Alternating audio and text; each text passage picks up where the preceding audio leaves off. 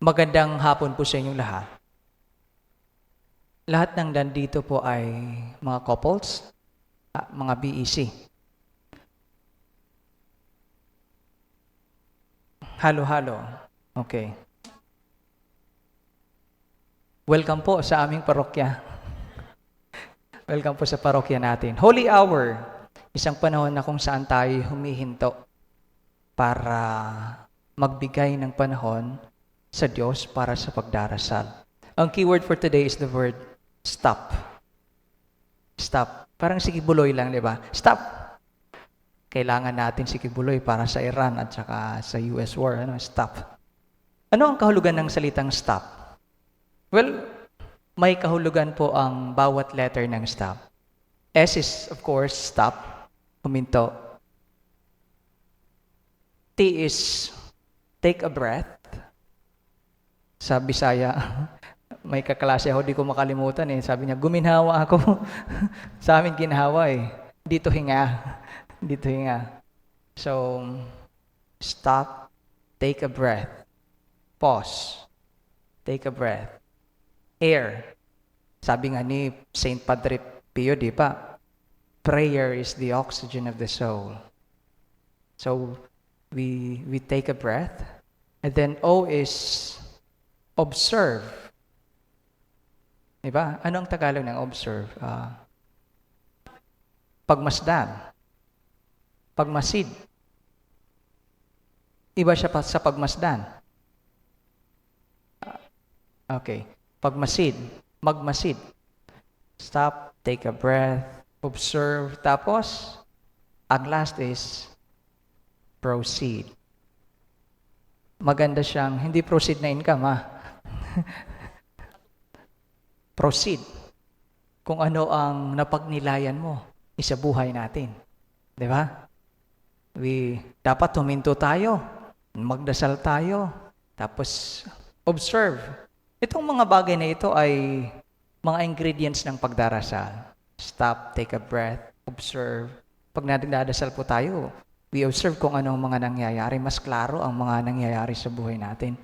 And then we proceed. Hindi lang pwedeng observe lang. Kailangan may execution. We proceed.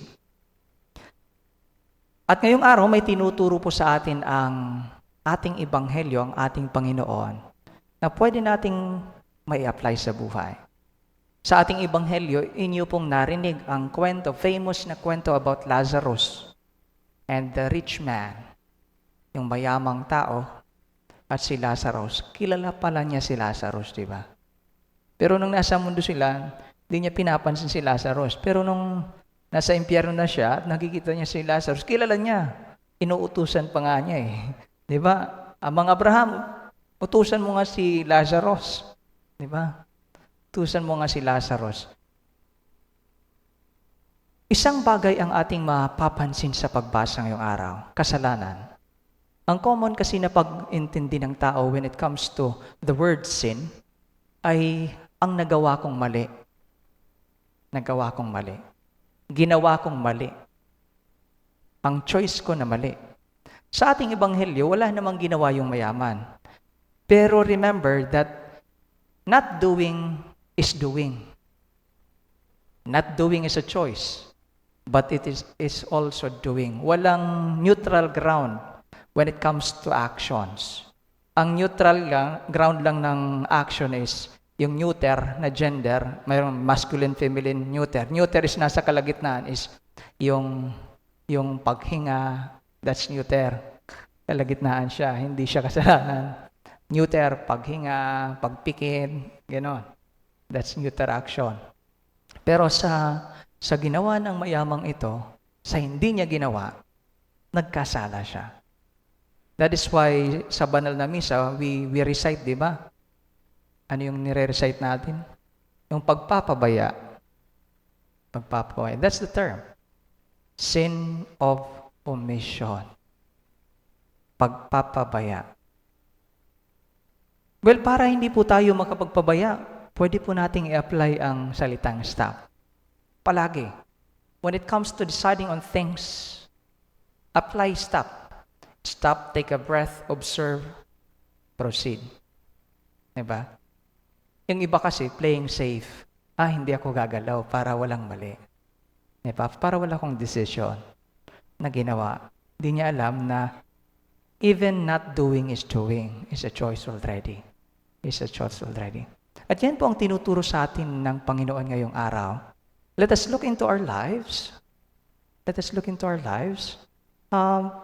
Let us apply the word stop nang hindi tayo magkasala. We have to be firm. We have to be decisive. Di ba? Sa mga bagay-bagay. Kasi ang nagiging problema, if we let go a little thing, isang bagay na maliit lang na palusutin mo, susunod-sunod yan. Sa amin, tinatawag namin dyan ay precedent. Hindi precedent. Precedent. Anong Tagalog ng precedent? Sa gabal? Di ko matranslate eh. Precedent is yung tipong pag inalaw mo to, pag pinabayaan mo to, magsusunod-sunod yan. So okay na ang lahat. Aakalain nung iba na, tama pala. So gagawin ko ulit. That's precedent.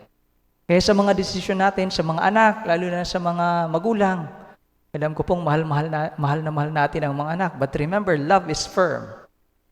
Love is tough. Love is tough and love is firm. Hindi po malambot ang pagmamahal. May disiplina at tinuturo. Kahit si Jesus hindi malambot sa atin, di ba? Sinasabi niya ang desisyon, ito, sundin niyo po ito, 10 Commandments. Ginagabayan po tayo.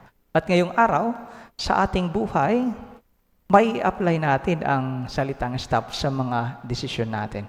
Stop, take a breath, observe, and always proceed to the right decision. Huwag yung maling desisyon. Always proceed to execute the right decision.